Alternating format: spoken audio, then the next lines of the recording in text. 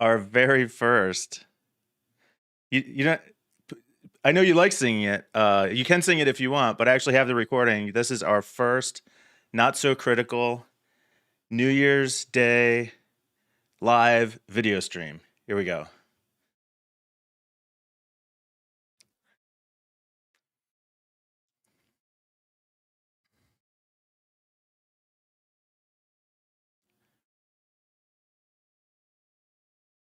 Oh, that was exciting. It's the first time we're doing it live. And Jon can't be here.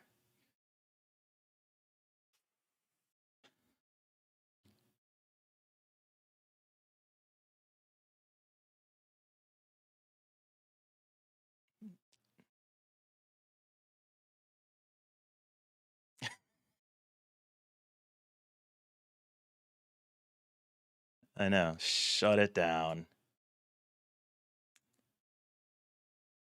Wah, wah. This is fun, though.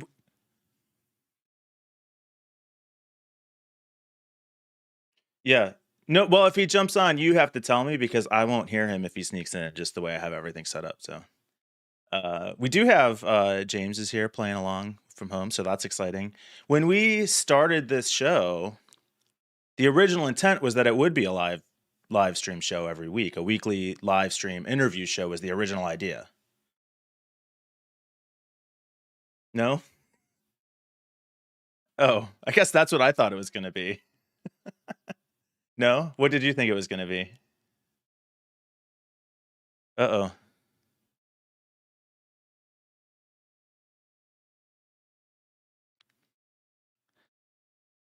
I'm being told there's no audio coming from you. How is that possible?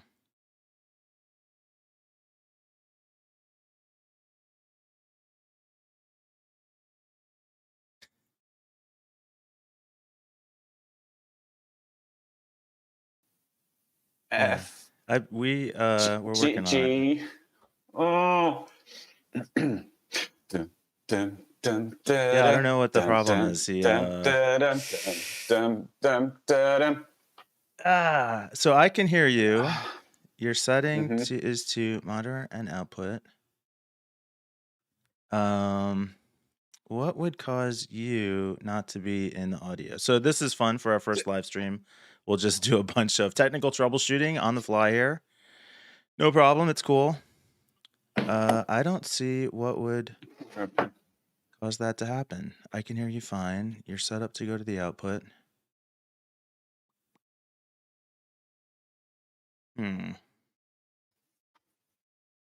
Well, Peter, what do you think? Why is that happening? Because we're live, obviously. This is how we do things. I don't know what to say. I can hear myself. I can hear you. Yeah. And now, of course, I've managed to get the... All right, come on. There we go. Oh, terrible. Live stream fail. I'm going to see if I can hear us. Oh, I hear you.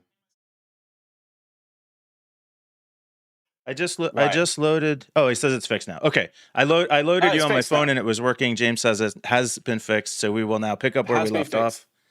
Right. Which was where? Probably we were talking about... Out of focus. Well, he heard everything I said. Oh, I always thought you were trying to fist bump me when you did that. You were trying to. That. No. You do that to fix it. That's like your go-to move on Zoom. Reach out and touch the camera. Do you know what? I have a Deadpool T-shirt, and he does this brilliant pose. It's like this. Something like that, and I've tried so often in the mirror to do that exactly, but his thumb's just a bit big. I don't think it's actually anatomically correct. It's really tough to do it properly. Keep trying, Peter. Everybody has goals. I will. Yeah, life goals. Okay, so they heard everything I said. They didn't hear what you said. We were talking about how the stream started, or that originally, I guess I thought it was going to be a live stream. You had other ideas, but this actually is our first live stream.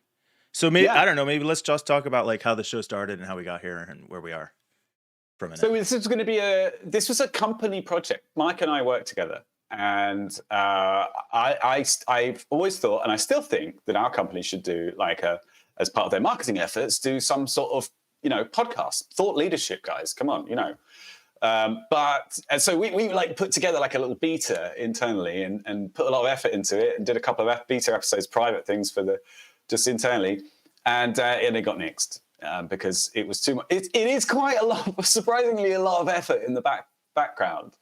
It's a lot of fun, but they just felt like not enough return on investment. So but we thought, fuck it, let's keep doing it. It's fun. It was fun, so we spun it off. Did. And I thought we were going to keep doing it live. You can't see. Can you see the chats? Do you have the stream open at all? Oh no, I don't. I should do that. Can I do that? Yeah, if you open up, you can see what we're chatting about with James here in the chat. Just mute it, stop the video, obviously. But so I thought we were going to keep doing it live. So I don't know if you know this, but this is actually our 90-second video that we've recorded. Really? It'll be the 85th. 90-second. Holy crap! It'll be actually done. I know, we've been doing it for a while. That's remarkable. I did not know that. It's so much fun. Honestly, I've said this a million times, and to everybody that I talk to about this, that I would do this if nobody watched it at all. But surprisingly.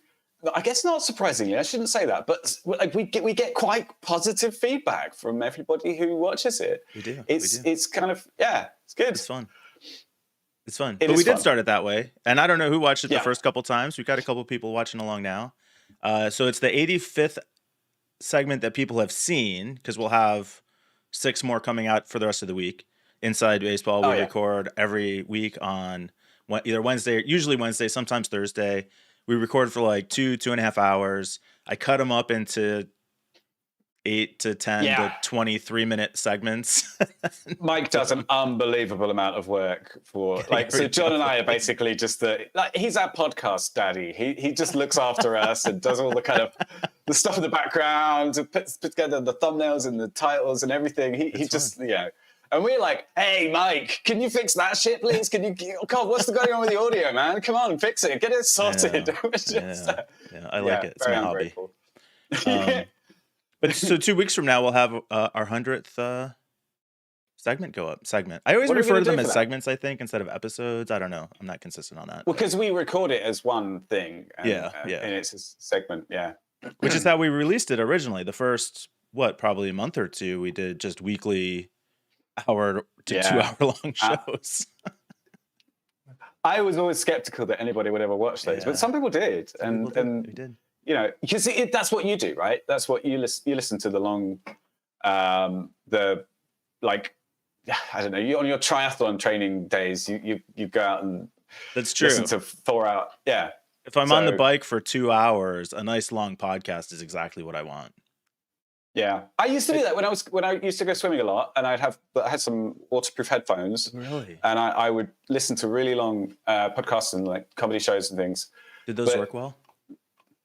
I had like 3 pairs. Yeah. They were really good for a while, and then they suddenly would just go wrong. And they were, but they were amazing for swimming. Were they the kind that went like through the bone somehow?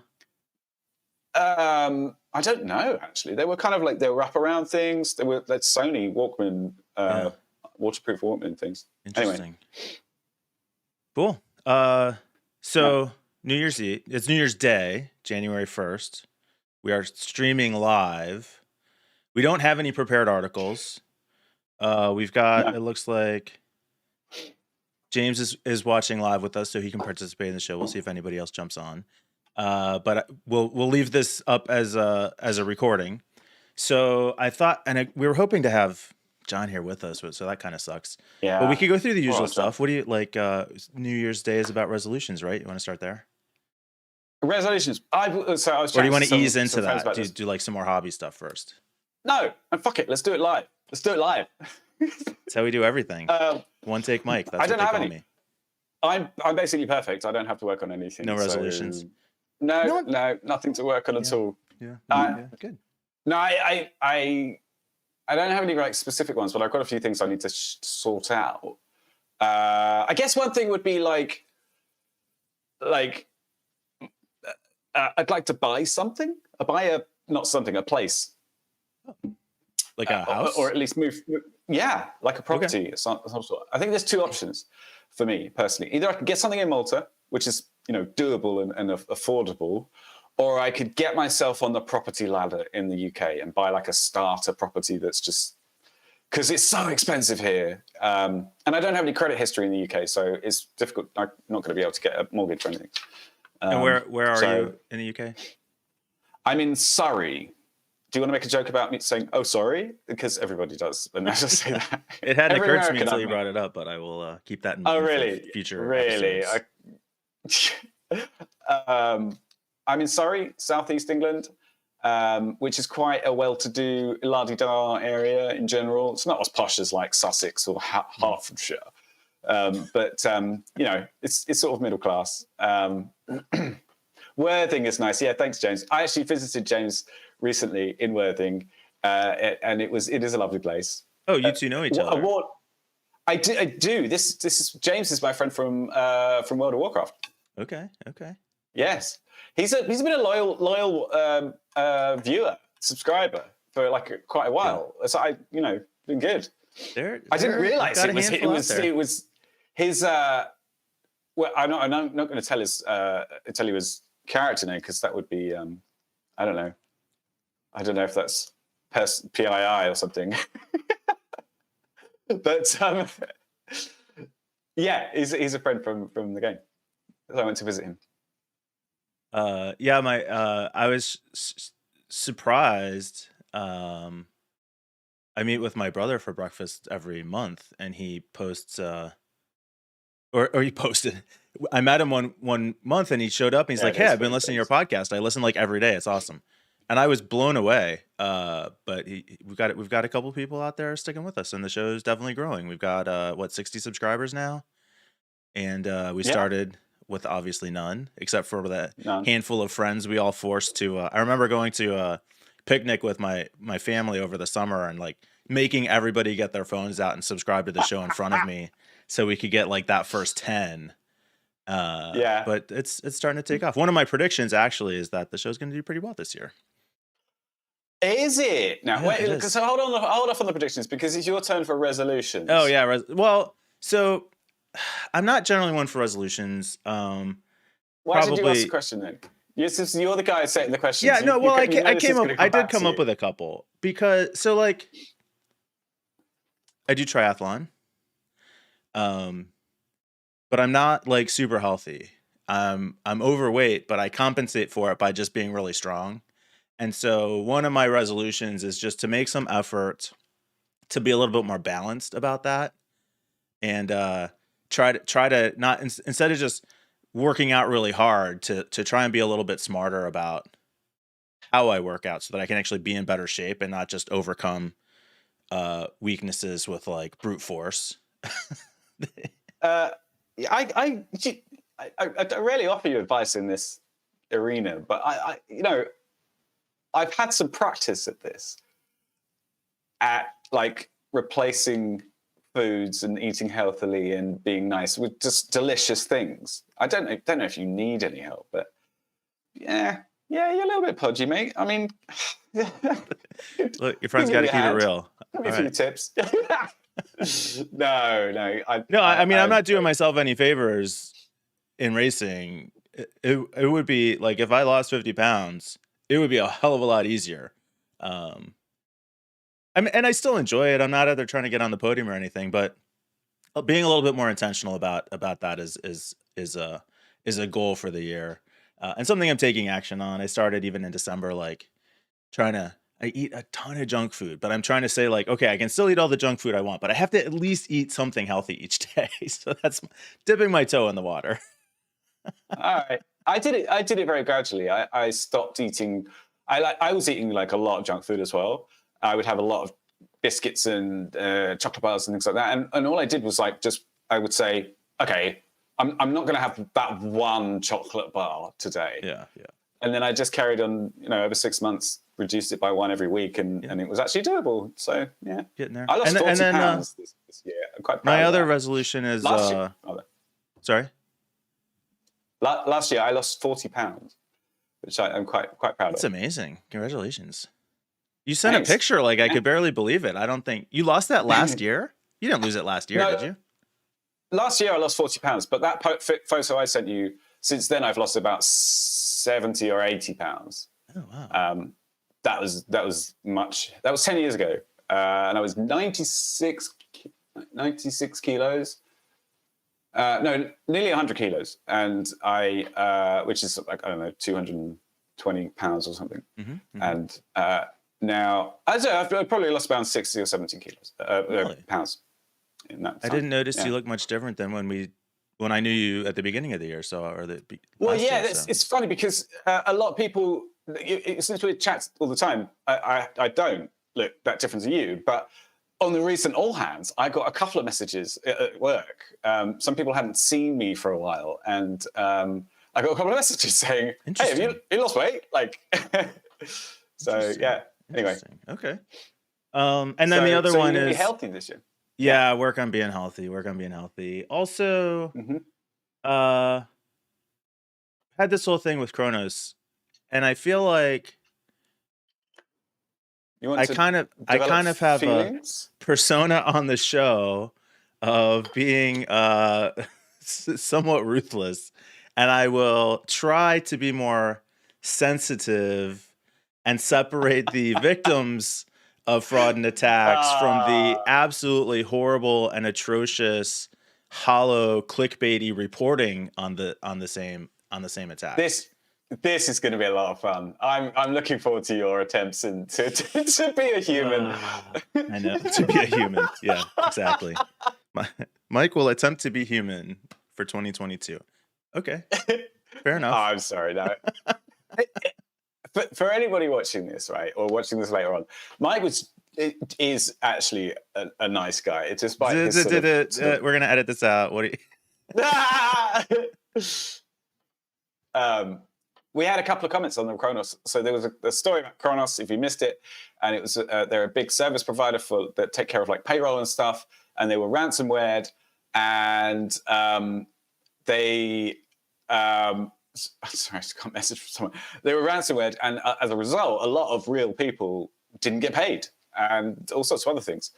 And there wasn't very good reporting on it. And Mike was like, "Well, what's the big problem if people aren't getting? If there's nobody's talking about it, how can there possibly actually be a problem here?" And it turns out that it was real, and we got a couple of annoyed comments. Oh, I mean, I would be furious if I wasn't getting paid. And I do like so the articles that came out early were talked about how there could be these major implications, and it just felt very much like the alarmist breach stories that we read all the time, and I did not take it seriously enough. But I will continue to think about, however, the distinction. So, like in this case, they were I feel like there's a distinction between people who are victims of fraud or theft or instances like this where like their money's affected. But then there are the breaches, and I do think the breaches are in a separate category. And I'll continue to think about that too. But I kind of posted somewhat tongue in cheek that there was a issue this past week with a Vanguard site. It looked like the Vanguard site went down. Turns out, in reality, it had to do with some big, like it ended up being actually a tax thing. Vanguard had to make a big tax payout for capital gains, and it made everybody's account do weird things, and it looked like a website outage and all this stuff. Yeah. At any rate, what I posted was, here's a breach article that I almost care about because I thought it affected me for a minute. Right? But do you know what's funny is, yeah, that is, well, we'll get onto predictions in a minute. Oh, really? Okay.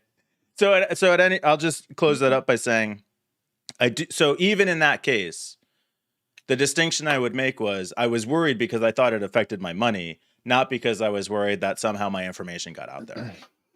So that still is up in the air for me. Yeah, I know, I get it. You're still staunchly pro anti-privacy. Wait, hang on. Yeah. Pro anti-privacy. Pro anti-privacy, yeah. Exactly. Yeah. Yeah, exactly. But yeah, anything else for you on the resolutions front? no, I mean, I just want to get through 2022, I suppose. We've said every year for the past 3 years it can't be as bad as last year, and Oh, let's not say that. yeah, just heard today that New Year's Day was the hottest on record in the UK. Really? So climate change is still continuing to hundreds of roll houses down that hill. destroyed in Colorado in the wildfires. Oh my god! But Didn't no catch that. deaths reported last I read, so there's a little bit of good news. Oh, that's right.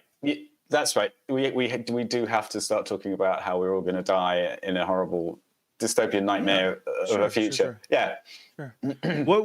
What stories stand out to you? Like, what are the big stories from the past year? Looking back, I know it all kind of blends together. We started with COVID, so not a lot could eclipse that. Well, opened the year with January 6th, this insurrection that we had in the U.S. here. I've almost forgotten about that. You know, it's so long ago. So many shitty things have happened since then. I mean, the big sort of security stories are the Kaseya breach, the sunburst at the beginning. Was that this year or was that the year before? I genuinely don't know. Sunburst might have been the year before, but Kaseya definitely was. Well, I don't know that. I don't know about that. It might have been at the beginning. No, I think sunburst was this year. See, even you can't remember. Like, yeah. So Kaseya was definitely this past year, 2021. Yeah. So these kind of like big supply chain attacks, which affected big companies that had trickle-down effects. The thing with Kaseya was, I think, again, underreported. There was a sort of a couple of days, there was talk about how supermarkets in Sweden got shut down and that kind of thing. I think it could have been a lot bigger. But those kind of things, I think it's partly because of work, because I had to deal with it at work. But they were like, I had a really long tail. There was a big kind of boom, but then we kept on hearing about them for a long time afterwards. Well, there was a resurgence with the SolarWinds story. They had their big breach, and then it kind of died down a little, and it came back once the impact on government agencies, for example, was starting to come out. I thought there might be another surge of that news around the Kaseya attack, but it never really did seem to come. Yeah, I think there's a lot of damage control going on there, personally. The industry kind of rallied around Kaseya to protect them from some of that too, I think. To some extent. Which I don't totally get. Richard. Hi, Rich. Rich, just thank you. Thank you. You are legally obligated to say hi, so it's okay. I'll call off the lawyers. So we had the January 6th, just in terms of like news articles from the past year, not necessarily tech stuff. We had the January 6th insurrection here in the US. And just like nonstop continued fallout. Like that story just hasn't gone away, won't go away, probably is going to get worse.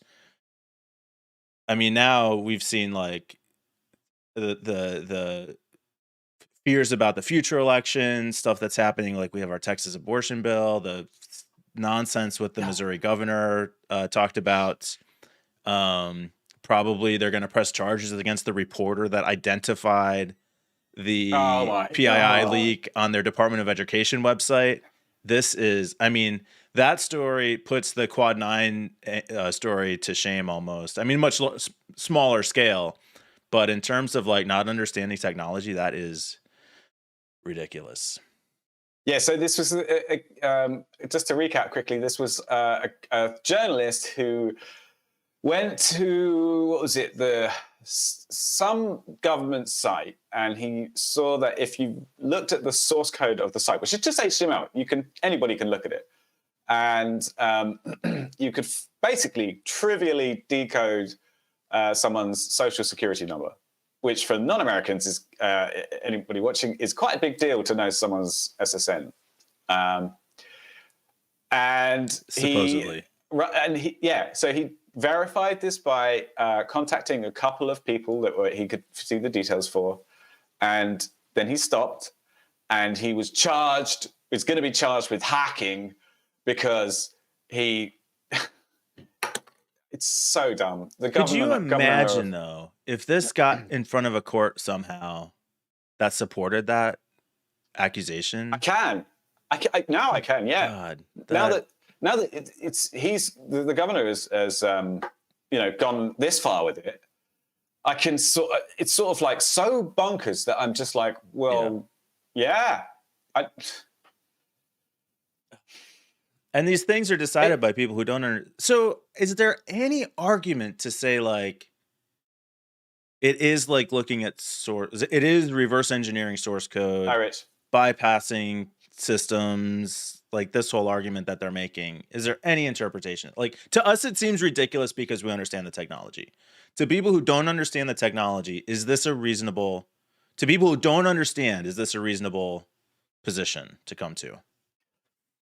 Well, I suppose the analogy that I heard was, or that they used when they were in the press release, the governor used in the press release, was that it's like someone trying to pick the lock on your front door, and for some reason it's a really bad lock, and they're able to open it and go in, and that's still breaking and entering, which still feels like it's stretching it, but I kind of see how people might think that's the case.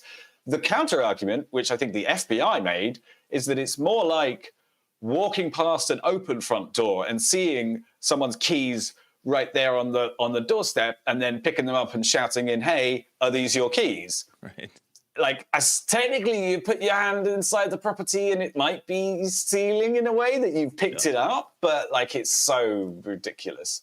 Yeah, I hope it's just a matter of education. I feel like it's a combination of not understanding technology, and as we chatted about, frankly, a more cynical and concerted attack on the press, specifically to continue to discredit and propagate confusion and suspicion and distrust. Yeah, I think he's doing it for show. I don't think he genuinely believes this. I don't think you get to be governor if you're a total idiot. Maybe I'm wrong there, but we have some Congress people that would serve as good counterexamples. Well, yeah, but I think I see anybody who gets to that point as being manipulative and conniving rather than actually genuinely dumb. And I think it's more likely that he's doing this as a kind of show of like, yeah, I got you guys. He's protecting the people who might believe this, the actual idiots, and that's his base. That's the people that are voting for him. I think in some places, in some cases, people get that far because they are conniving and manipulative. In a lot of cases, people get that far because they say the things that people who are conniving and manipulative want to support, so they kind of like say, keep true. saying that. Oh yeah, no, you're totally right. You just go ahead and keep saying that. Let me give you some money. Let me, support you. And all of a sudden, I'll buy that. That's two strong options there. Yeah. Neither of which are really very nice, are they? No. James is saying share the photo of Fat Pete later. I mean, look, that's not very nice, James. Thank you. I thought you said you were my friend. We had. I mean, obviously, Pete wouldn't have been your friend. Yeah, I know. Yeah, he would. James is awesome. I have friends who would make the same request. What? Yeah. Show the Fat Pete photo. Yeah, everybody wants to see it, Peter. Vaccine hesitancy. Do you guys have trouble with vaccine hesitancy over there? Oh yeah. Quite a close friend of mine recently I found out was anti-vax, and it is very, very difficult for me to deal with, because in all other respects he seems to be such a solid guy, such a normal, just decent person.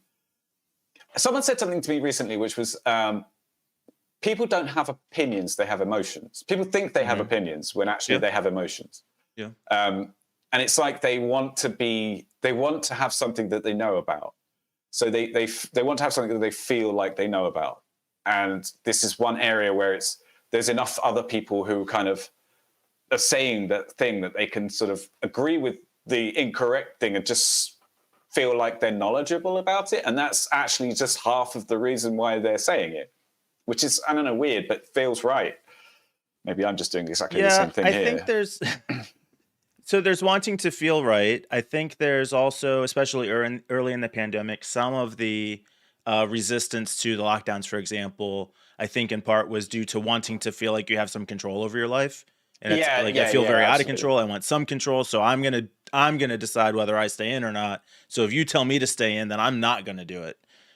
Which you know, the word that comes to mind to describe that is childish, but whatever, it's fine.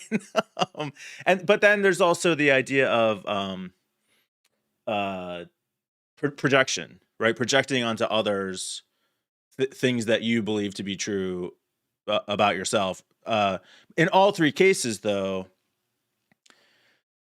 yes, we're all prone towards those things, but in all three cases, the protection against that is self awareness.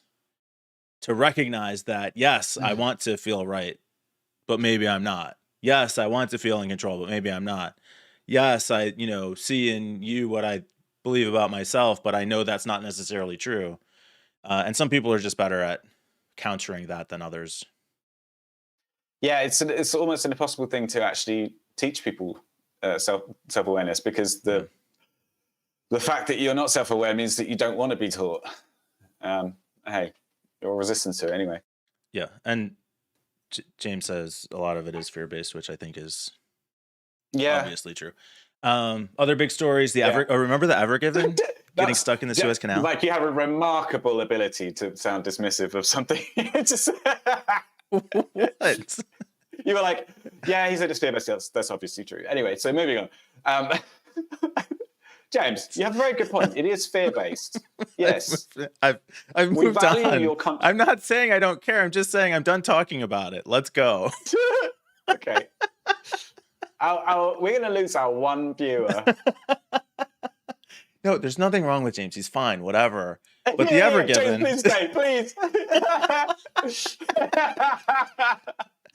Oh man, here we Although, to go. be This is how it fair, all to be starts. fair, to be fair, To be fair. um, to be fair, James is going to go in a bit. So we're going to lose him in a minute, but that's cool. It's kind of fun. Like, it's interesting doing it live because it feels, I don't know, it feels different. Like, I don't know why. It should be exactly the same. This is exactly what we do every time. We just record it.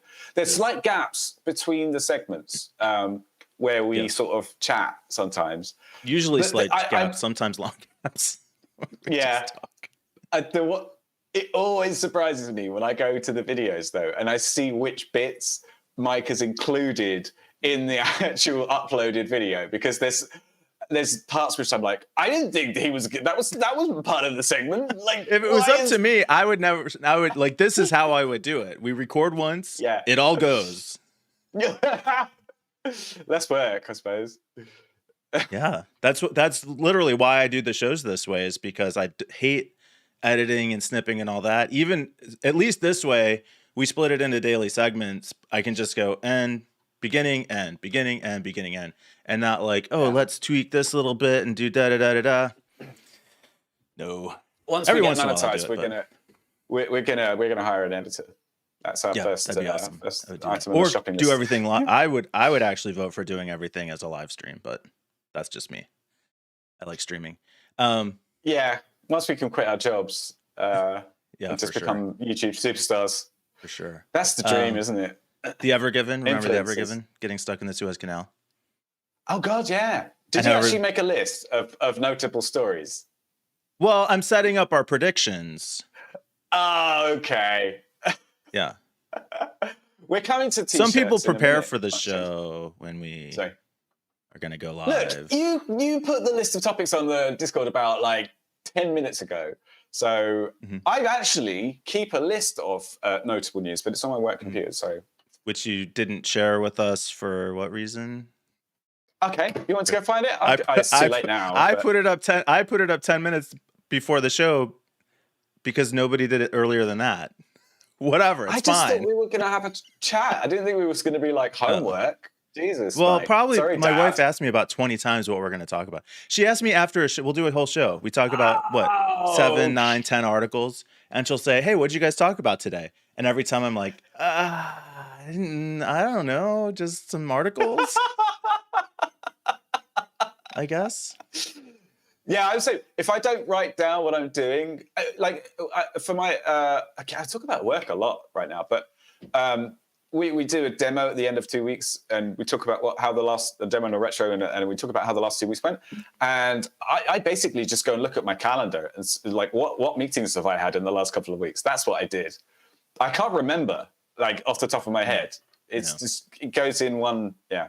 Okay. Right. Sorry. Suez Canal. No, it doesn't matter. I'll just throw my list away and talk about whatever you want to talk about, Peter. No, Mike. No, so my only comment on the Suez Canal was like that I thought it was kind of, at the time, everybody was like, oh, what's the impact on the supply chain going to be? And that seems very quaint now, looking at the state of the world supply chain just based on COVID. Like, that was like Ever Given. It was free parking for a couple of days instead of them sitting out in the middle of the ocean with nothing interesting to think about. But another year, that would have been the big story. That would have been, 10 years ago, that would have been just dominated everything. And it would have been research reports and how the world is just so, the world economy is so fragile and depends on one tiny, but now we've got everything else. Yeah. Cryptocurrency and NFTs. Sorry. No, go ahead. NFTs. I was going to say cryptocurrency and NFTs. It's a real shame that Jon is not here because is it a shame? Because now we can talk shit about cryptocurrency and NFTs and he has no right to reply right now.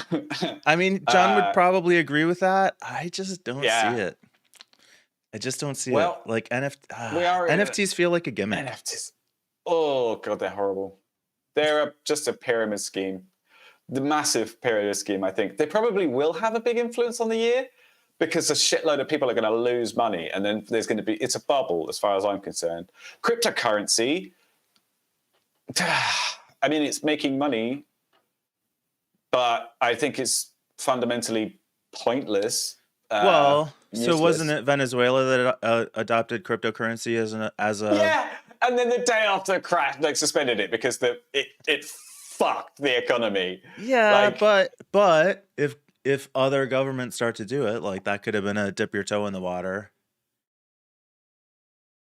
Like theoretically, I don't know. Is there any chance these people could be right? I don't think not until if they stabilize, then yeah. But then they're not interesting anymore. They are interesting now because people are making a shit ton of money, and you can in 6 months you can become a millionaire.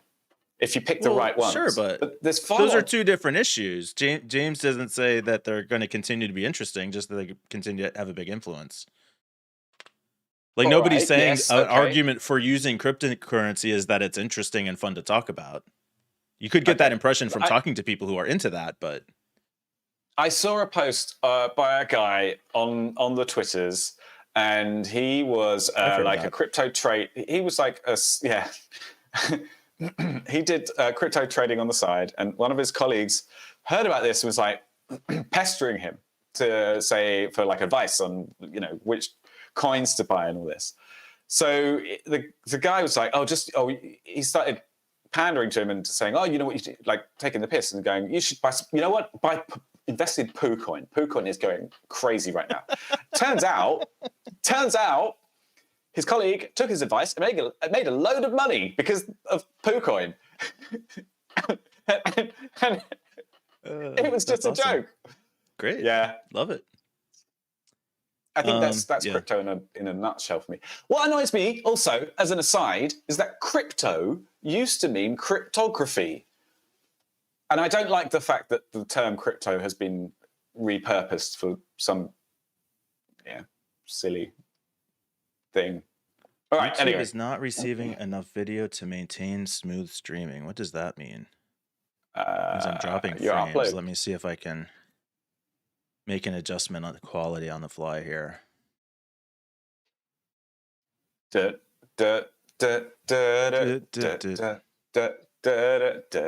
think the issue is my bit rate. So let me try and turn my bit rate down a little bit. Might drop the overall quality, but maybe it'll improve the smoothness of the stream. This is what it's like for like 15 minutes before every show, by the way. It's so boring. Oh my God, Mike. Yeah. Sorry. I mean, I take the piss, but he does. You like to eat, don't you? Really. I like work is boring. Sorry.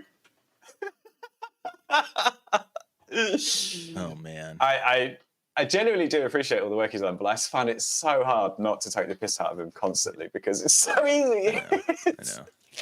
Plus, there's an argument that I make it more complicated than it needs to be. So whatever. I mean, that undoubtedly, indubitably, sir. Anyway, Yes. so what are your predictions, Peter? I wrote them down. I've got three predictions. Yeah, I did actually do some prep. Okay. So fuck you. Right. Prediction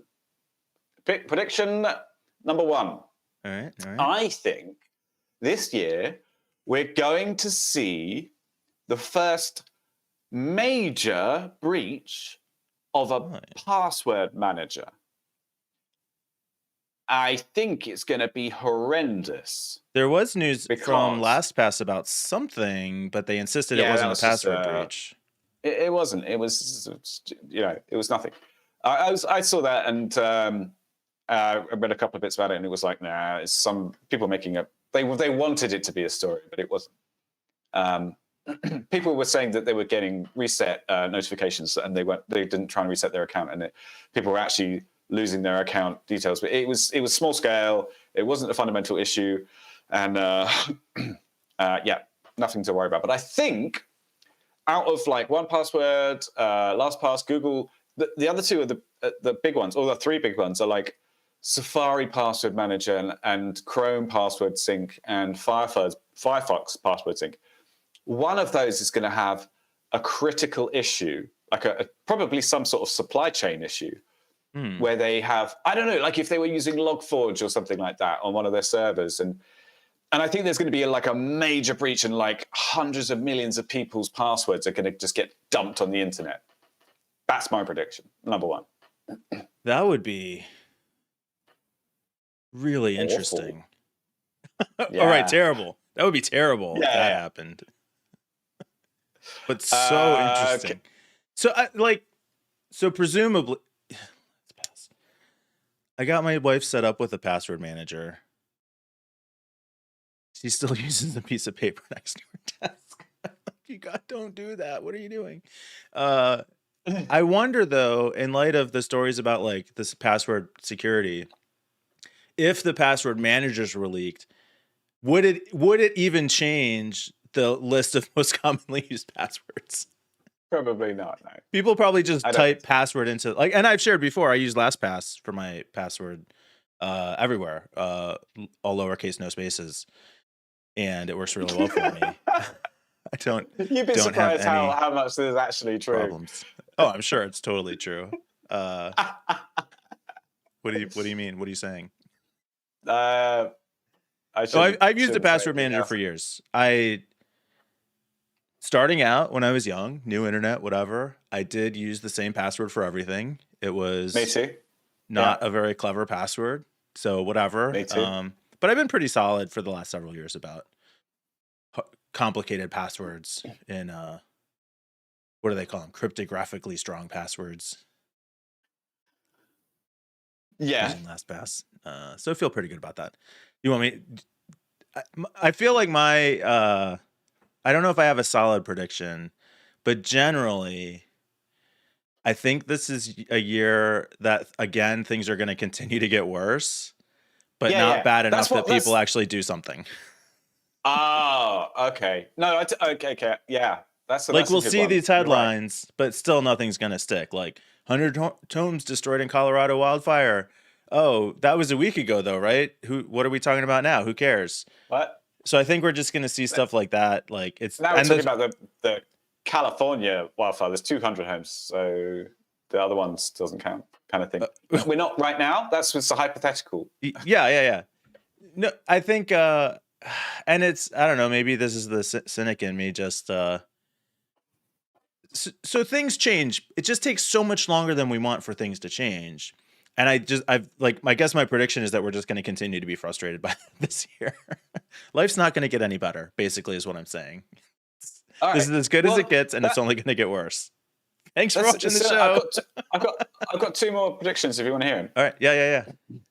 Yeah. Okay. So they're along the same lines as you, but Awesome. Without the sort of nothing's going to change. I think that's very true. I agree. So the second one is I think there's going to be a cyber nuclear war. Oh, I in think it's going to kick 2022? off. Yeah. Really? I think that there's going to be a That's real bold. proper like Russia versus someone, probably the US, or I don't know. Maybe Russia will like, because there's tensions in Ukraine at the moment, and they're basically gonna invade Ukraine. Oh. So it's like a proper war. It could be the start of World War III, and I think that they're gonna invade a country over the internet, kind of thing. They're gonna like Really? shut down the services somewhere. Someone's gonna do it to someone somewhere. But like the tensions in Ukraine have been going on for years. Yeah, but I think that it's got to the point now that, like, first of all, that I think that cyber security or cyber crime, it's not crime if it's the government doing it, right? Cyber attacks have gotten to the point where they are capable of doing it, and they're gonna, even just as an experiment. And I think that it's almost like they're gonna do it as dip their toe in the water. As a kind of like, but that's going to trigger a lot of retaliations, I reckon. So I think it's going to be the beginning of a cyber nuclear war. Awesome. Yeah. So that's. I mean, I was trying to think. What are some like things are just getting worse? How bad can it get? And those are the two things that I came up with as the possible thing. Nuclear war. Yeah. So the third thing is, I need a minute to think about that though. Like, so? We haven't seen James, a lot of targets. You beautiful goldfish. I was gonna come back to that. Okay, we'll come back to James's. If that was true, service people wouldn't be leaving their jobs in droves right now. At any rate, whatever. We'll come back to that. Sorry, if James said that life will get better, people are finding joy in the smaller things. This will make people kind of calmer and more patient. I so hope you're right, James, but you're not. I just sadly, I don't. I'm sorry. I do love you, James. Yeah, people are like punching people in the face on airplanes now. That's not a sign that we're moving towards a more calm, gentle direction. But look, I think if we didn't, I think to think about that for a minute. So go on. What were you going to say about cyber nuclear war? Well, what are your thoughts on that? We kind of think that some of these attacks are state sponsored, but they're still against corporations. So is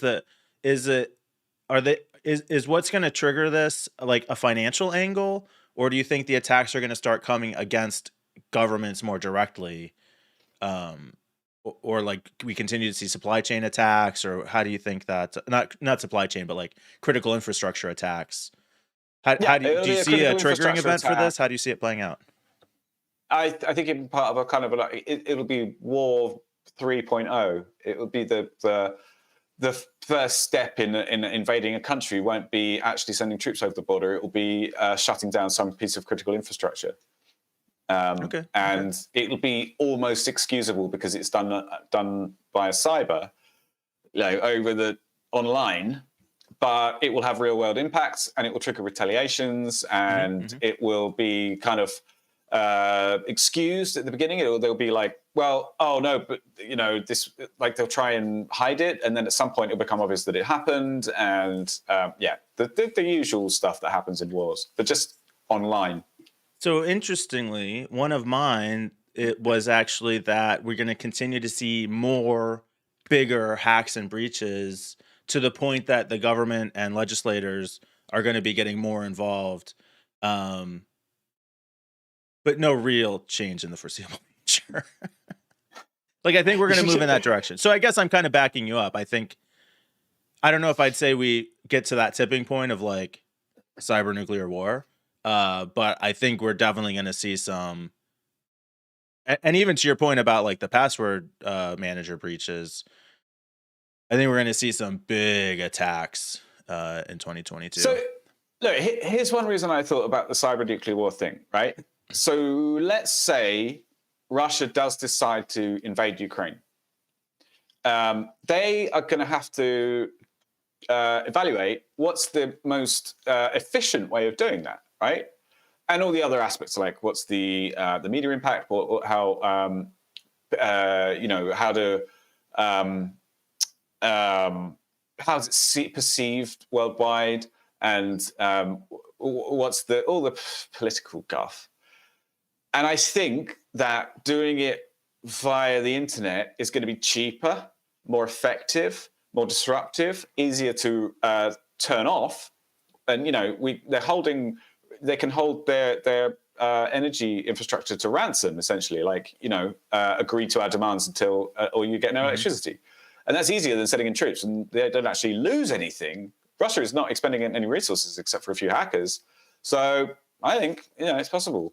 Yeah, I think it's more likely than, So along those lines, James says, I'd suggest cyber nuclear war has already happened. Maybe started is a better word, but destabilizing governments, infrastructure, et cetera, has already happened. Look at places in Russia, the East, the Middle East. So some argument there. Yeah, I think maybe it's sort of, I think started is a good word, because it's attempts have been made. They've had skirmishes, but I think there's going to be a full-on, blatant, outright, we're invading Ukraine online kind of thing. Jay, we just heard that Jon seems like he's back. Are we going to get him on board? Oh, really? Jon I've got is one back? last prediction. He's not back. Me a second. He just said on Discord. So, well, let me know if he joins the stream, then I'll bring him back in. Yeah, I will do. I'll just ask him. Okay. So I have one potentially good one too, but is yours good or bad? Bad. Okay, do yours first, and then I'll do a positive one. Okay. Jon's coming now, so shall I wait until he joins before I... Let me see what I have to do to let Jon join the stream here.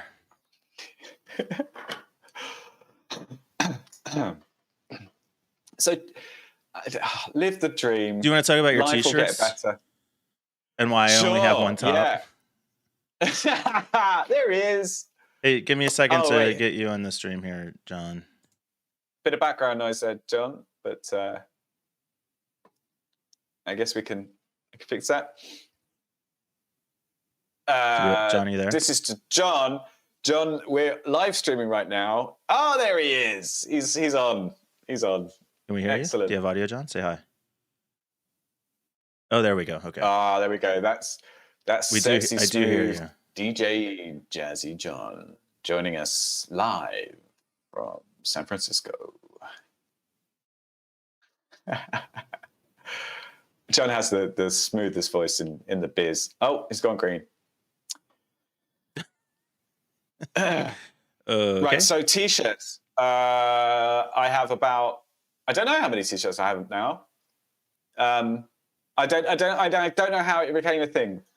I just bought some cool t-shirts. I think the first one I got was the Hulk, the original Hulk. Okay, Jon's back on the Discord. I'm working on it. You keep going, Peter. He's back. Yeah. So the first one I got was actually I did have it on earlier today, and I switched it deliberately because I'm wearing my favorite t-shirt. So this is my Hulk t-shirt. It's awesome. It's very, very cool. It's the original Hulk. And I had a couple of comments on it, and it was, that's a cool t-shirt. So yeah. And then because I lost some weight, I needed to buy some more t-shirts, and I got some more of these kind of copyright characters, and they were kind of fun, and I got more comments, and then it became a thing. So now I very carefully select which t-shirts. I still only get stuff that really means something to me. That I won't just get like characters that are cool, but I've never seen them or read them or anything. I want to be able to know something about what I'm wearing. For example, this is my current favorite t-shirt. This is Ada Lovelace. She is the world's first programmer. She is, which I'll explain in a second. She was the daughter of Lord Byron, who was the famous poet. And he was a bit of an asshole. And he basically as soon as she was born, he not split up, but he left his wife. And so Ada's mother took her away and estranged from her father, and taught her about science and logic and like the sort of antithesis of Byron's poetry. And Ada, was great at it, super smart, really, really enjoyed it. But she still came up with this concept of poetical science, which I think is just beautiful and lovely. And it's all about how there is beauty in science, and how there's a kind of whimsical nature to science, and there's poetry in it. So the reason she's called the world's first programmer, which I think is true, there's some debate about this, but basically what happened was Babbage's difference engine was the world's first computer, right? And there was an Italian guy who did a study of it, and he wrote up these notes in Italian. And Ada studied the notes themselves, and she, as part of this study, her notes were very eloquent. I think they were longer than the actual study itself, a study longer than the Italian guy's stuff. And as part of it, she came up with a hypothetical algorithm which was specifically designed to work on the difference engine. And so it was the first algorithm designed for a computer, which is a program. And so she's got the claim to be the world's first programmer. Very cool. A poetical scientist as well. Yeah. Oh, we can't hear you, Mike. Mike's gone mute. Welcome to Zoom. Maybe it's better. It produces the show, knows how to work the audio. So when you pick a shirt with that's meaningful with the story. Yeah, something like the Hulk one I didn't. I mean, it was just a cool shirt, but all the other ones I can say something about. And James also asked about why I only have one top, because when I pick a shirt, I pick whatever's most readily available. I need to up my mic game. Oh God, yeah. Sorry, I have upped my mic game. This is a lapel mic, James. It's a step, Peter. It's a cute attempt. Your microphone is better. Good job. Yeah. Okay.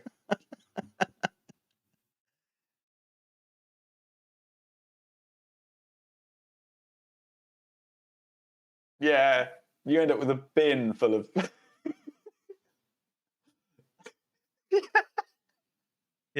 Yeah. Well, welcome, John. Welcome. We were just doing our predictions.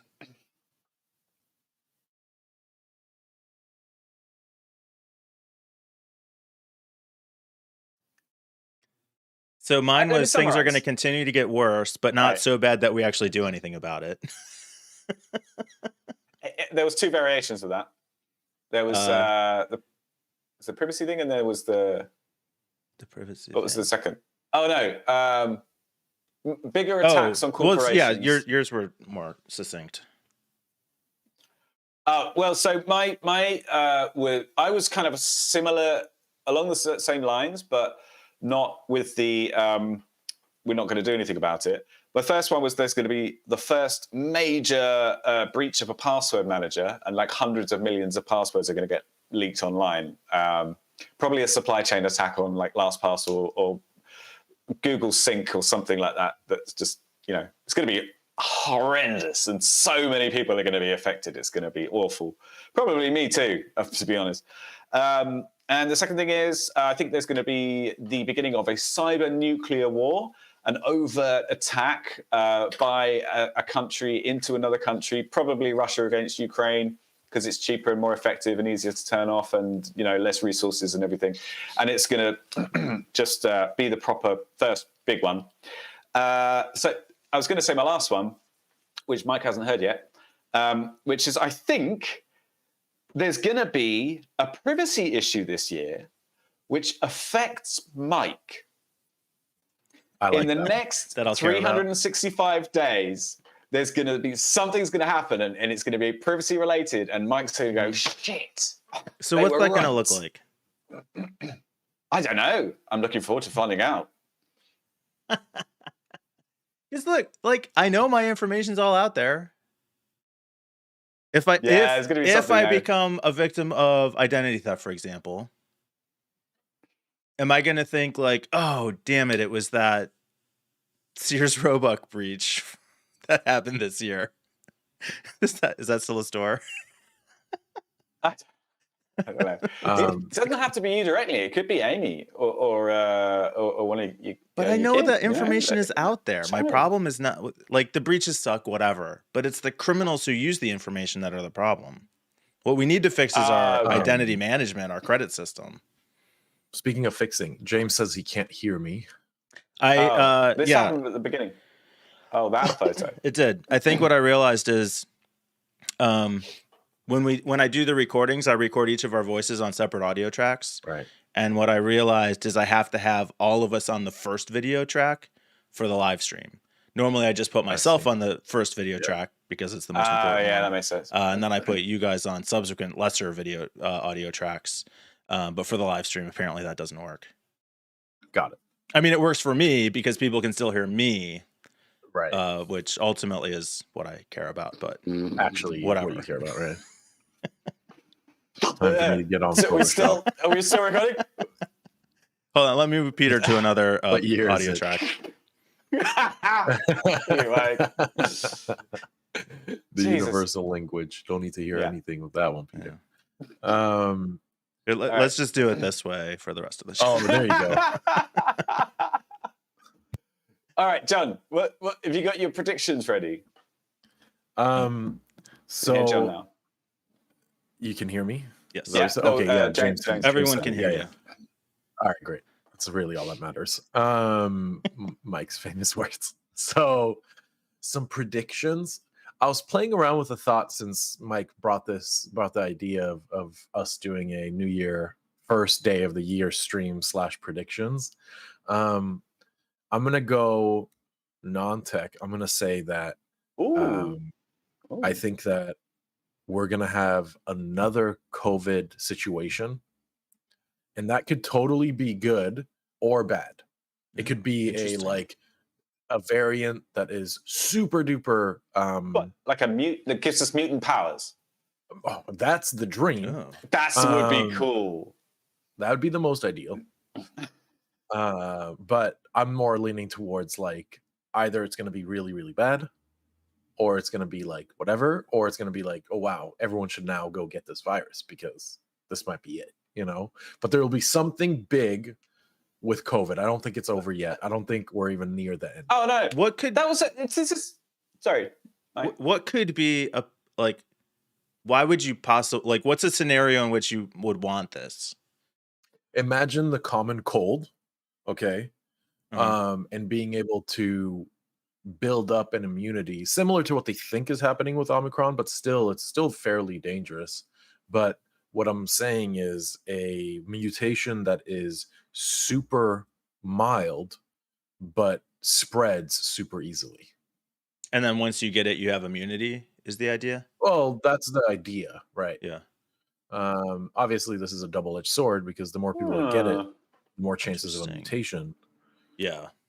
That's the trick. Something And actually, I was we will just see. looking at the this week, yesterday, the last couple of days, we had the highest infection rates by almost double in the US than at any other time during the pandemic.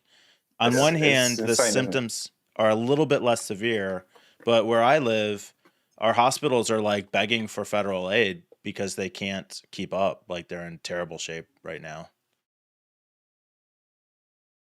So James says that apparently epidemics last around 5 years till they burn out. We are about halfway so far. Yeah, I believe Well, that. the Spanish flu, which was the last big one about 100 years ago, was similar. And it actually, you guys know the story? It was about 2-3 years, I think. And it was called the Spanish flu. But do you know the story? The reason it's called the Spanish flu? It's kind of fascinating. The reason was that there was the war going on at the time. And because of propaganda, all the other Western nations sort of suppressed the fact that it came from there. And they basically said it comes from Spain. And it was all just a media thing. It was like calling it the China flu. It was the China virus. Wow. It's nothing to do with the actual origins of the disease. So it lasted about 2.5 years. Infected 500 million people, killed 50 million people by some estimates. There's some whatever, and it started off as one very powerful infection, which killed a lot of people, but didn't spread that quickly. And then there was a mutation that was spread really quickly and wasn't so deadly.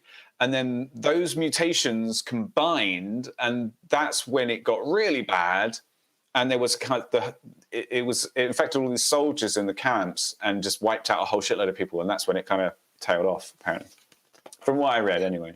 So the best is yet to come. Yeah. Thanks, I want Peter. to know though. We're all talking about Omicron, but what nobody's talking about the next variant, right? So we've had a bunch of variants. When are we going to get the next one? And why wouldn't we get another one? Probably We are. named. So the way, well, they are named. They are, aren't they? What is it called? It's like The Greek letters. Isn't it? Greek letters. Do you know what the reason it's called Omicron? Yes, I do, and it is because of our boy. What's his name? Z. Is it she or Z? G. The G. What's the full name of the Chinese Xi Jinping. Supreme Xi Jinping. Omega leader? Thanks. G Ping G.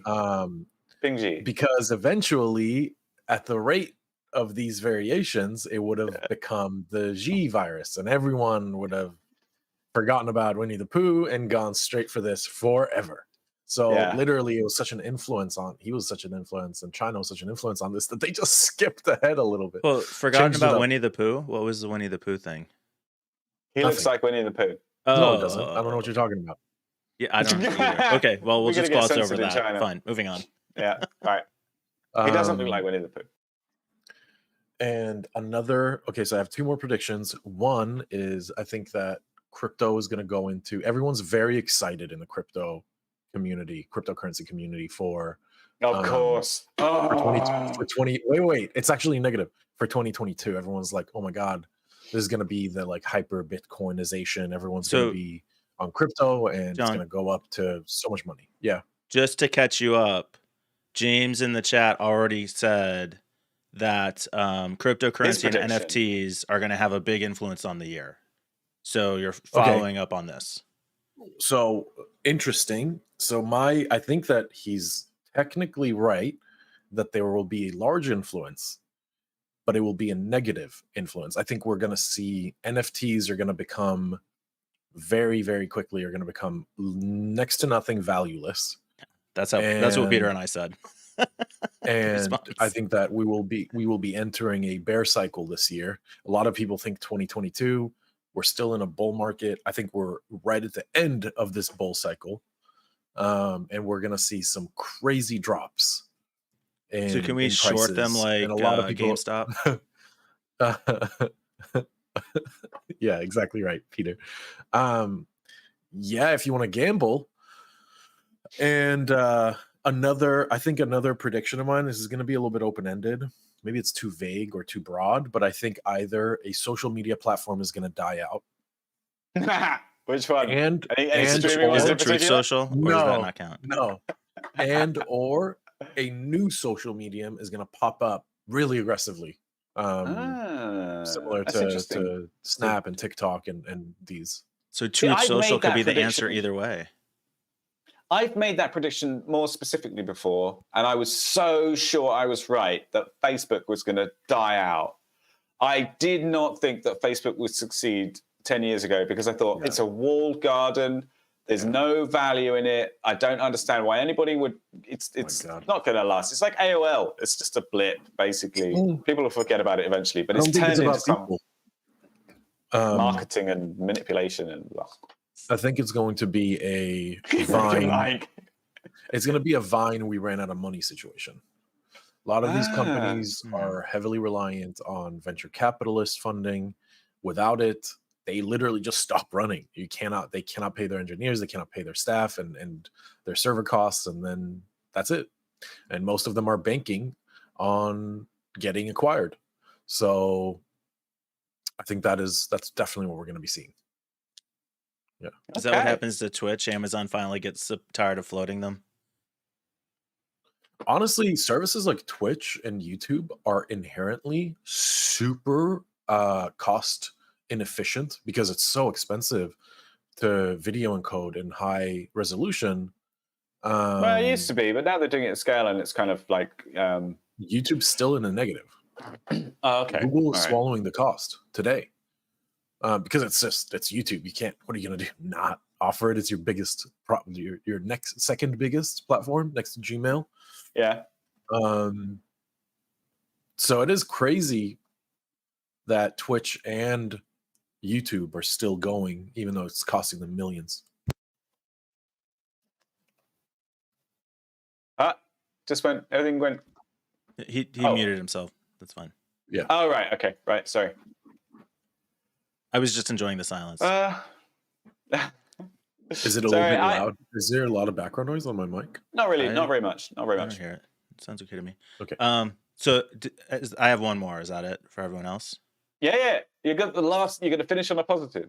So I feel, and this is again not tech related, but I feel like we are going to see some movement in the reclamation of workers and labor rights, treatment, pay in a positive direction. I don't know if it'll go so far as their customers actually finally treating service people better. I hope so. But I think we're starting to see some movement that they're like, we got to pay people. I think I've talked about before, like stores running limited hours. Like I'm totally for that. If they can't pay people what they need to run the business at the hours they want, then they shouldn't run the business. Really? So Have we I talked think about that before? I don't know. I'm happy to do it now. But I think we're going to see some forward progress on that. Go on. You want to hear that? Yeah, I want to hear that. Okay. So we're currently calling it inflation, but I don't think so if the price of everything goes up, that's kind of inherently inflation, right? But it's not going up because the value is being because the dollar is being devalued. It's going up because we're actually finally having to pay the cost of what it is to do these things that we've been absorbing in other ways. And the two big pieces. What? I totally disagree. We've been printing out money like crazy. That is causing high inflation. Yeah, I don't think so. Here's what I think. One is our global supply chain came to a screeching halt. Yeah. And we had efficiencies built into the supply chain that had been built up over decades, and all that is gone now. And we're having to reinvest in rebuilding all of those systems. That is incredibly expensive. We're all paying for that across the board.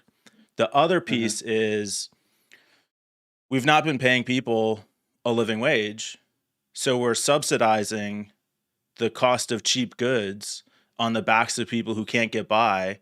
So they either just suck it up or the government bails them out. And those businesses aren't actually legitimate, profitable businesses if they have to pay what the actual cost of labor is.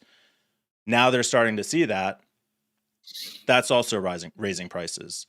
So is printing more money in a factor? Yeah, technically it is. However, stimulating the economy with more money should make it grow, not contract. I know this is the argument for inflation. Disagree. But we're very far behind on where we should be. So to the original point, if a store shuts down because they can't hire somebody to work a third shift for the money that they want to offer, then they're not offering enough money. And if they can't offer more, they shouldn't run a third shift. Okay. So there's a few things I agree with. There's a few things I don't agree with. One, we're going into the live, not so. Oh, we're out of time. Sorry, guys. This is where I edit the end of this show. Can I bring the dancing robot in now? How do I do that? Bucko. The only thing I want to say is that I disagree with you about. Well, yes, we did print a bunch of money to prop up the market and the conglomerates and the economy. But it was kind of like a Band-Aid that America kept putting on new wounds. And it was like, the classic in cartoons when they're like trying to cover holes in a boat that's sinking and new holes are popping up. because like it's just you're stopping the pressure there, but then different pressure builds up elsewhere.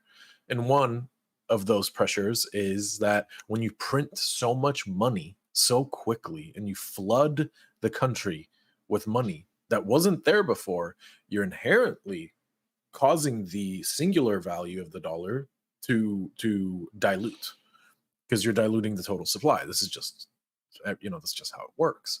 And by doing so, you're now raising the prices of things that was once worth $1 is now worth $1.08 or whatever. Mm-hmm. And fiat currency. we are still what?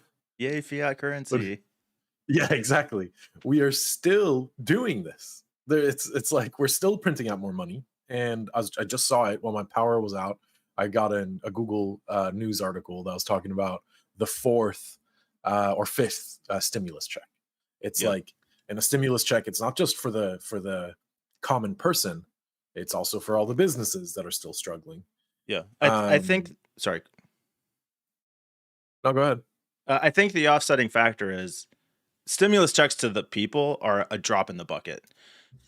100%. The payout to corporations is insane. By far the bigger problem. But I think the thing that offsets the printing of the money is the amount of money being taken off the table and just sitting in, the pockets of 10 people in the world that offset basically everybody else on the planet. And that's a far bigger problem than the inflation itself. Okay. Like this nonsense about Elon Musk paying however many billion in taxes, it's 3% of his income, 3.5% or 3.5%, right? If I only had to pay 3.5%, that'd be great. Yeah, that would be sick.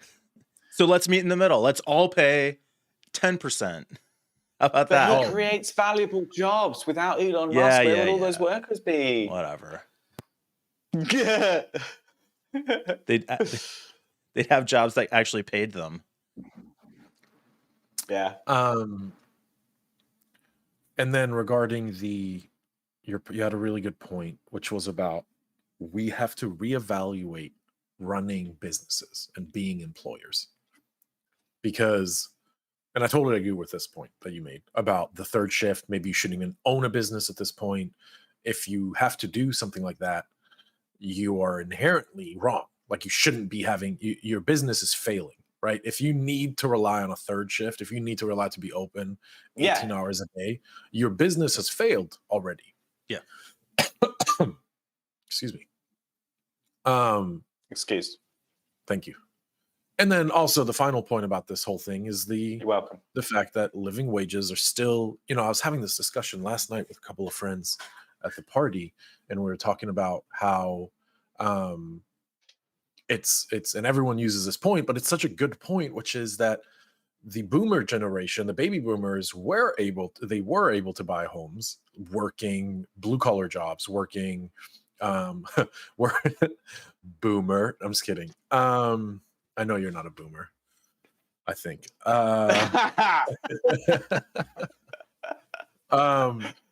are the children. They were able to buy homes.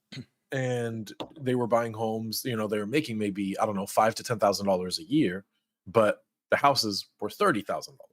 Yeah.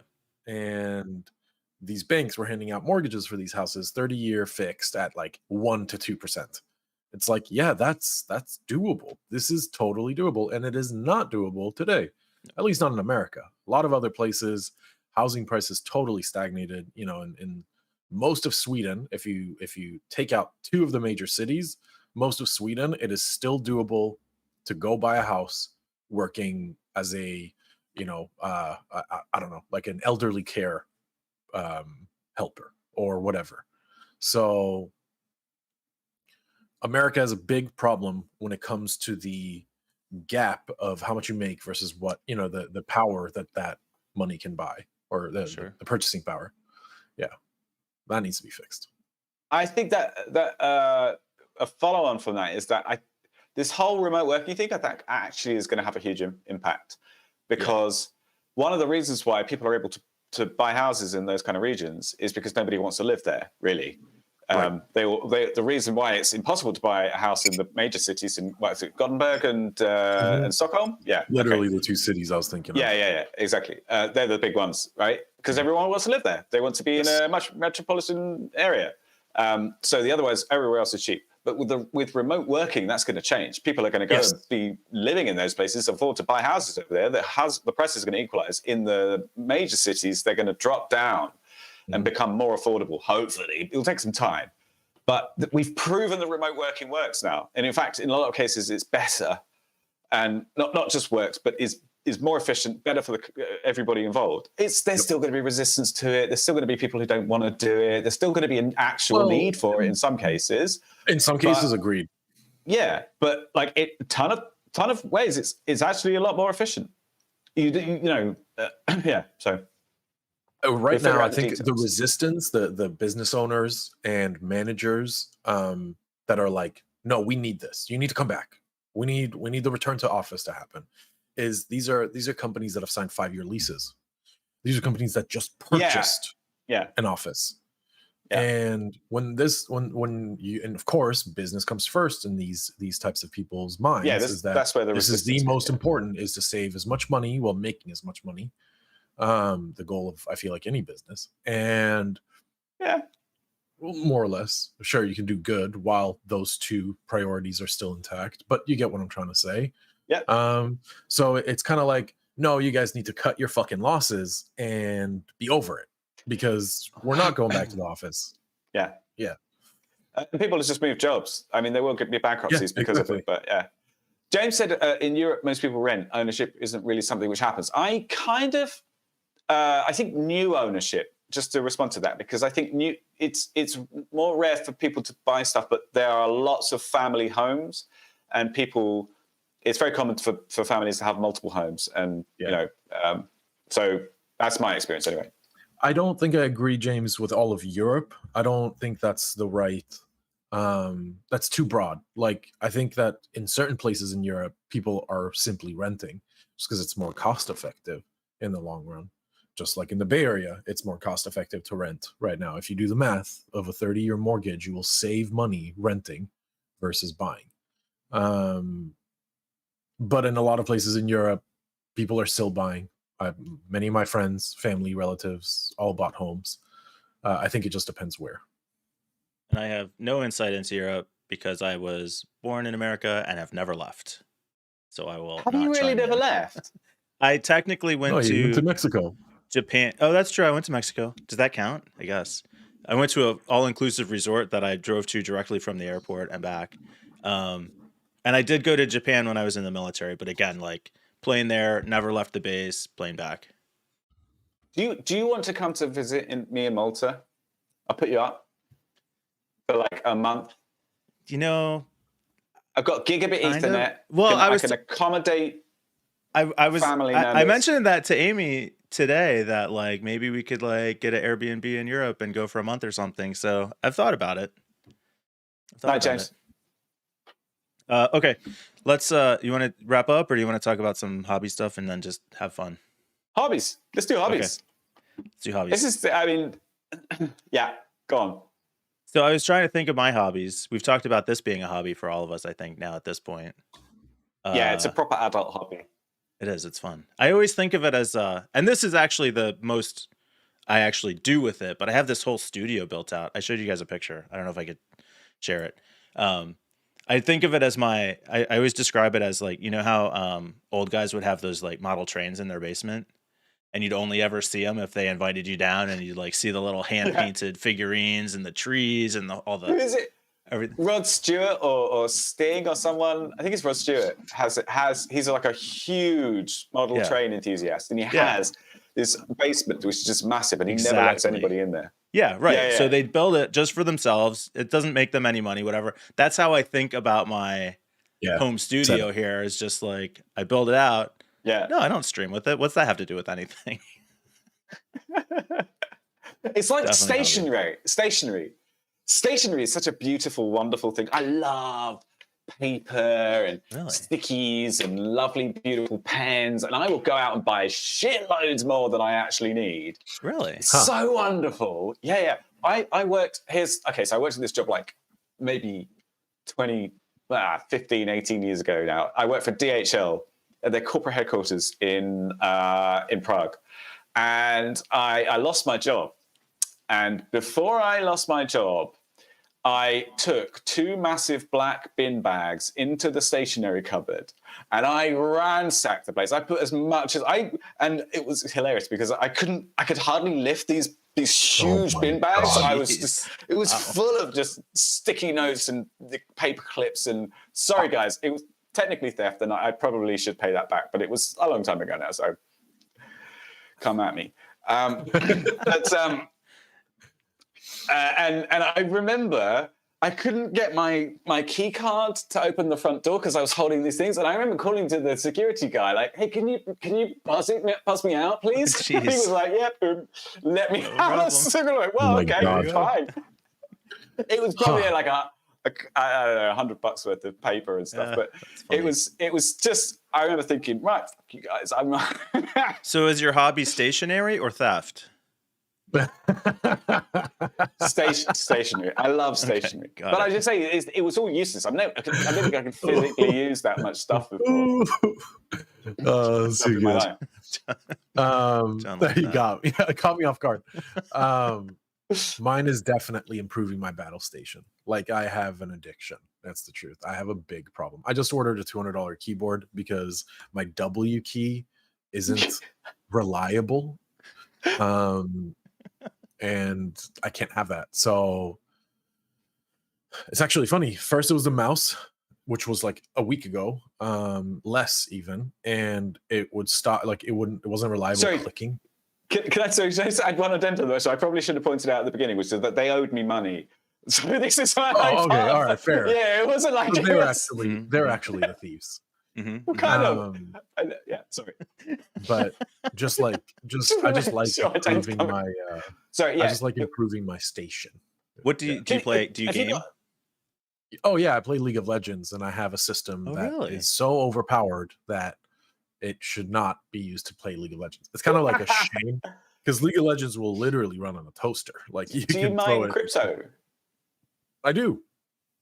Okay. I have 2 rigs over there. Yes, over there that you can't see. I have 10 graphics cards of various types, mostly AMD cards. I didn't know that. Yeah. And I mine Ethereum. Yeah. Wow. Interesting. So you just lost money when the power went out. A little bit, yeah. I did. Yeah. I lost like, I don't know, $1. And it's definitely profitable. And I am contributing to all the shit that everyone's like, the environment, the e-waste, like that's why you always push back on that. Like, oh no, it's fine for the environment. Stop saying that.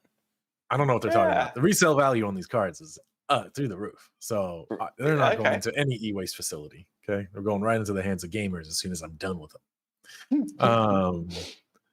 But yeah, I like technology. I know it's such a lame hobby, but I think it's really fun to be passionate about what you work in. They say that working in your dream job ruins the dream, but I totally disagree. I think it's a lot of fun. Get new dreams. Yeah. No sympathy. They're like, when I tell people, they're like, so what do you do? And I'm like, oh, I'm just into tech. And they're like, no, but like, what do you do for fun? And I'm like, yeah, that. I think you're right. Although I think other people are right too, because I've definitely gotten tired of things when I've worked with them too much. Like sure. Yeah. Like programming, I used to do a lot more outside of my professional life. And then when I started doing it for a job, I definitely cut down on how many like external projects I had. Right. And I think even now, but I still have the love for it. And I think that's not because of the job. It's just because of the specific places that I was working. where it wasn't joyful or Positive. creative. Yeah. It was I love analyzing and optimizing data. And you guys have known me in marketing, but even in marketing, it's a lot of like, why did this thing change? Why did this metric change? And looking at like, what are the inputs and how's it measured and what's the relationship and correlation? So I spend a tremendous amount of time in spreadsheets and data sets and all this. I have a little game that I play called Startup Company on Steam, which is just a little I've heard of tycoon it. game. Yeah. I build spreadsheets to calculate production rates. I just this morning called my college student home for the winter in to help me figure out if I can get this amount of production from a beginner, this from an intermediate, this from an expert, but it takes me this much longer to hire an expert. At what point do they catch up with each other in production? And Wow. they look at me and they're like, "Isn't this like your job? You do this all day." I'm like, "Yeah, I can't get enough. I love it. I can't stop." You know what game That's amazing. you know what game you would obsess over?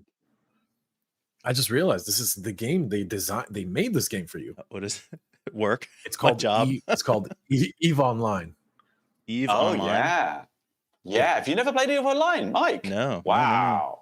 EVE? If you like Yeah. spreadsheets, one, if you like spreadsheets, and two, if you like data, Eve Online is the game for you. It's a really cool game. It's a really cool It looks concept. good as well. It looks looks really good. Okay. sexy. Oh yeah. Yeah. Sexy Check it sci-fi. out. So Yeah. it's a space game. It's an MMO, massive multiplayer online RPG game, and we're talking massive. Massive. Really? I've never heard of And it. there's like 1 million No. active players, more or less, Wow. and there are real life jobs in this game. Really? The dangerous part about Eve is that you will get so absorbed that you will become Eve. You get what I mean? This will be Yeah. your life. It Okay. has its own economy. It has like proper economic principles applied to how it works, Really? and they have to make tiny adjustments to correct market fractures and things like this. And Yeah. and then they have these huge events which involve like thousands of people online at the same time in huge Boring. battles. Yeah. And it's the kind of game where when you lose, it's all about spaceships and trading and stuff, and discovering parts of the galaxy and mining and all this kind of resources Oh and things. yeah, okay. And when you lose, you take ages to build up ships, and some people have these enormous, like Goliath ships, which are just took ages. Then they have these big battles, and they get destroyed, and that's it. Right. They are gone. And there are pirates, real life pirates that go and steal and plunder and No space shit. pirates. Yeah, This is like represents super cool. months of someone's real actual life. It's just I mean, and I it's put that spreadsheets, much it's time into spreadsheets. this game. I think, yeah. and I know for like gamers, this is nothing. We should but have I have told- like 600 hours in this game, No, that's a really good amount. not even counting like literally. I have like spreadsheet time beyond that. I built like this Right. whole macro system on my computer because you have to do like a bunch of repetitive things. So I used a macro creator to automate all these actions so I can place like 100 orders at a time. It's crazy. I spend way too much time on this game. Guy, can I tell you about my grandfather? Right. Sorry, if you finish, Mike. I didn't mean to No, finish. yeah, go ahead. So my grandfather was an actual rocket scientist. He worked for a company called EMI, and during the war, his company got seconded by the government to go and work on rockets and improve the guidance systems and all this kind of stuff. I always thought it was fascinating. I didn't really find out a lot about this until later on. But his house and his garage was filled with all these like crazy things that he had made. Just weird contraptions. These like soldered bits of metal together, and it had some specific purpose. All his like tools were handmade, and he would solder like a screwdriver onto a hammer or something that had a particular purpose that was like really useful for him. When he died, and my sister moved into the house, they had to redo all of the wiring in the house because nobody could figure out how it worked. It was he had just changed. He'd like said, "No, I'm going to make that more efficient," and just like rewired this. And then they came in and were like, "Well, I don't know. You're just going to have to rip it all out." Yeah, and sorry. No, go ahead. But he spent a lot of time on these sort of problems, and I think I think we're going to end up like this guy, like my grandfather, Yeah. like eccentric old men spending hours automating things in house machines, because I do the same shit. No, but that's Sorry. literally, I still do it. Like, you'll find just random pieces of tech around my house. Yeah. Like, oh, that's where that yeah. went, you know? Yeah. No, all the time. Give Yeah. me just a moment. Let me go turn some lights on because I'm turning more and more into a are, gremlin you're as the hour disappearing. passes. Ah, So, yeah. yes, give me a So second. the other thing I wanted to say, So- Mike, was that I'm gonna have to bring him back. oh in yeah, here. You'll have was, to tell me if he comes so back and I miss him. yeah, okay. I will. You like the analysis of the data. I like the sort of collection and organization of the data. Yeah, interesting. I like one of my first fun things that I did was learn Perl and how to scrape data and extract structured data out of a mess and then archive it in a nice format. And then I was never very good at following up and producing useful information out of that. Yeah, that's the But part that I really kind like, of is taking that Yeah. and looking for the patterns and trends and relationships and all that. Interesting. Yeah. Interesting. yeah, we're a good team. Oh, John's I back. think I got him. There we go. Much better. Yep. And then triathlon obviously is my other hobby that I spend a lot of time on for How did you get into very little triathlon? payoff. When did you start? Well, so coming out of we did a lot of running in the Marine Corps. Probably not a big surprise. So my main No. like exercise activity was running for most of my life. And then I started getting like a repetitive stress injury on my knee and I couldn't run for a year. So I started cycling and then I could run again. And I figured, well, if I can run and bike, then I might as well learn to swim a little bit. And that's basically triathlon. Wow. Wow. Was Good for you. that and when was that? I think I've been doing it for 4 years now. Whoa. Wow. Okay. Yeah, And I started- have you noticed yourself getting better? Well, triathlon's kind of an interesting sport because it's not about you're not a cyclist and a runner and a swimmer. You're somebody who can do all three of those in a specific combination. And it's a Right. really, so going back to like data analysis optimization, it's a really interesting challenge to balance training for 3 events over the course of a week, a month, a year to, figure out like what do you need to spend more time on, less time, how do you make sure they fit together, the transition from like swimming a mile to running 5 miles is has its own challenges compared to then you're on the bike for 2 hours or an hour and then you have to jump off the bike and start running, which is a super weird feeling. So like it's learning all that stuff. But it's really interesting. I like managing the complexity of it as much as the actual physical activity. Yeah. If it was too simple, you might not do it. Are you gonna mock me for my streaming It's not setup again? No. Like that I can never get the audio worked out. You know what? If I had thought of it, I definitely would have made that joke.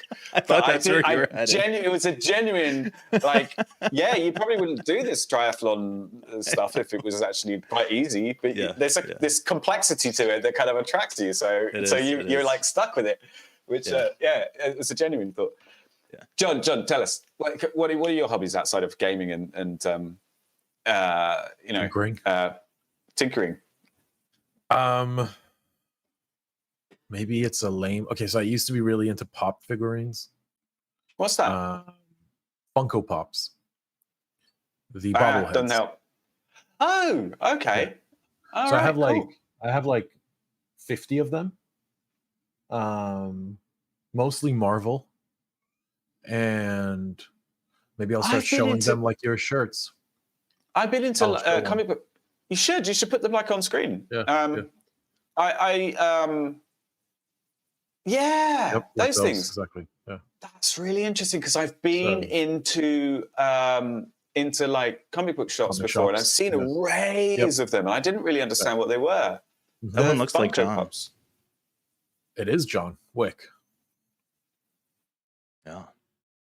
Nice. So I have some really rare ones, and the resale value skyrocketed of those rare ones, and I'm not really into it anymore, but I still have them, and maybe one day I'll sell them.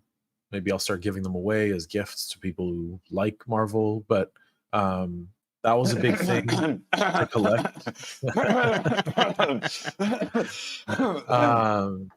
What else? I obsess over television.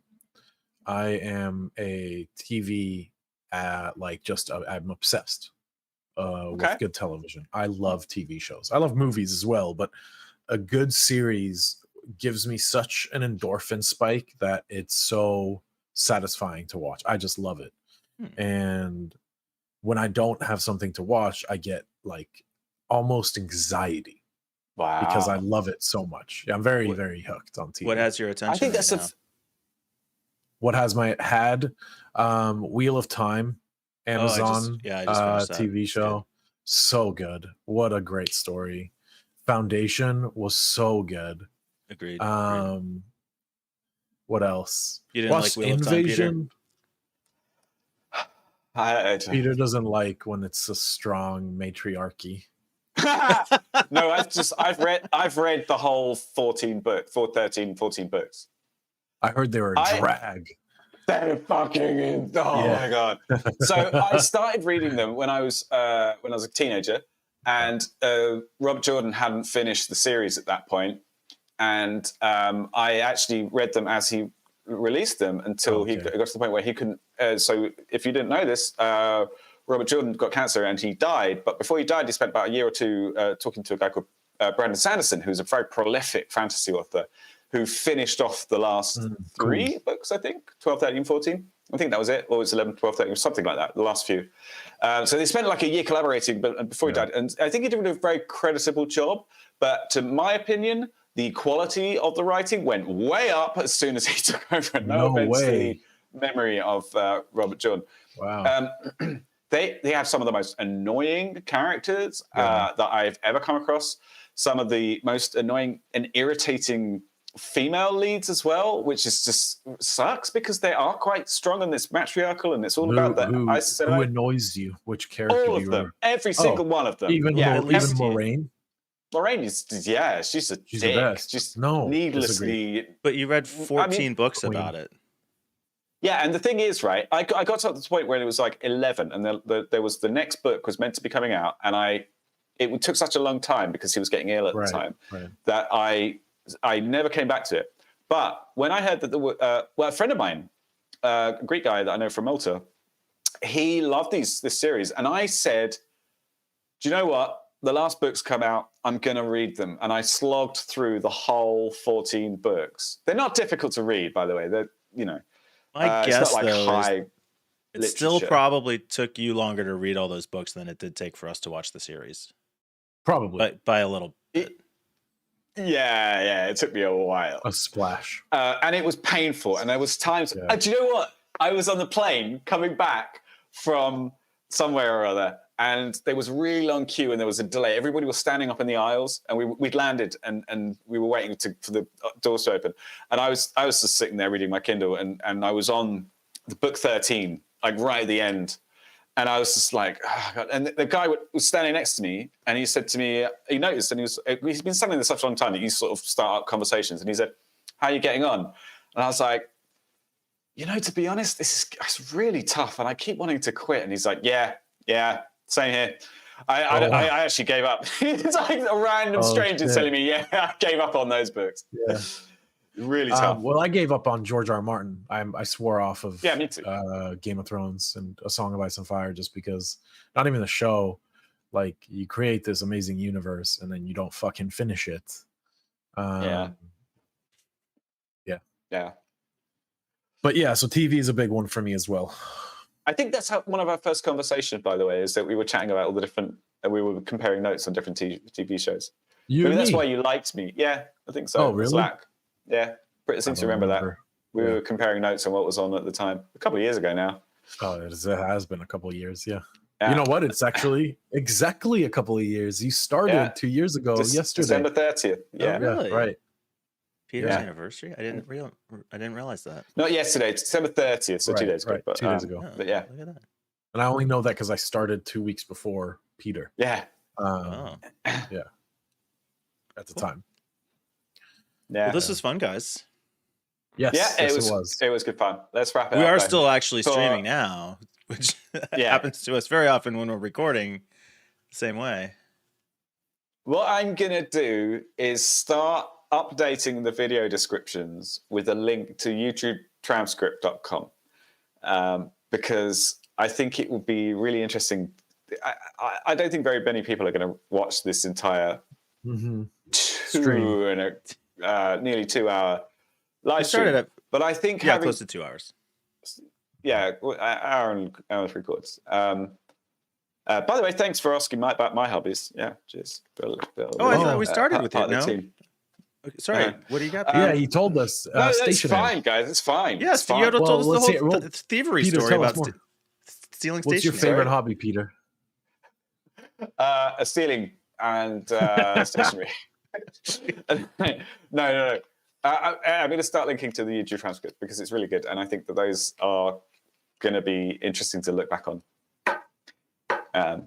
That's it. Now I feel like we shorted you. Tell us about Yeah, it. That's same. fine. We can just do a whole segment on my. Oh yeah, we'll just do an hour special. Yeah, gone. I did want to mention to John, since he wasn't here at the beginning, this was our 92nd video that we've shot. Wow. It's the 85th that people will have seen because we have 6 coming over the next day. Right. Our next Wednesday recording will record our 100th episode. Whoa. But how many is with John though? Yeah, not that. Well, I've also missed a few, so Yeah. No, we can't be. will have. Haven't we? But the show, I'm not going to go has figure that been- out. Somebody's going to have to Yeah, count but that. It's not you're gonna be saying me. that there will be it will be the 100th episode of the Not So Critical update. Yeah, I You don't are know how with many us you've in been on. spirit, What are we? Well, we also split them after I joined, so I'm probably on. No, like, a and large that's amount. it's counting that. The Yeah. first ones were single episodes per week. Each of those just counts as one, and we started doing them daily, and the number started Right. jumping a lot faster then. Mike, I thought you said Oh. you just said you like data analysis. I don't like data collection. You said you like data collection, so Nah, you should that's be the my one to go back job, and count. mate. So this was my prediction. I predict that we will have 2,500 subscribers by the end of the year. And that you Okay. can put in your little ledger, Peter. That's a lot Yeah. of subs. And it's I either don't going to think be it is way a lot. more than that or way less than that. I'm on the fence. So set your over-unders. 2,500 by the end of the year is the over-under. And of course, if we don't get it, yours is going to go and buy some traffic, right? So Yeah, I get the push. No, You say. we do not. No buying. no. All organic. I think with one video, we will go over 2,500. Do you think we will? I don't know. You're taking See, the over? I've seen this. I don't I'm know going about this. with I've seen channels before where they get a massively popular video and it doesn't seem to stick that well. Like they have this huge bump. If you look at the number of views they get a massive bump, and then they get some people who stick around. But So are you taking the under, Peter? No, I'm not. I'm not betting on this. I mean, there's nothing on the line. Just say 2,500. Do you think it's going to be more than that or less than that?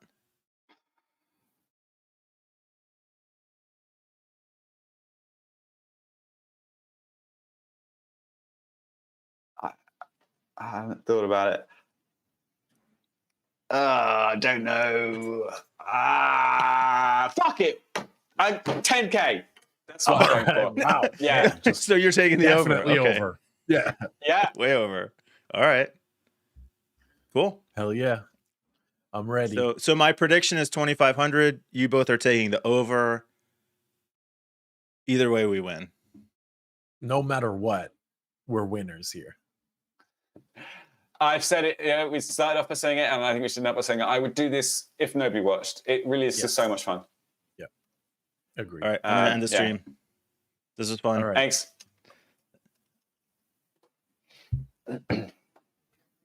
And the stream is It was fun. off.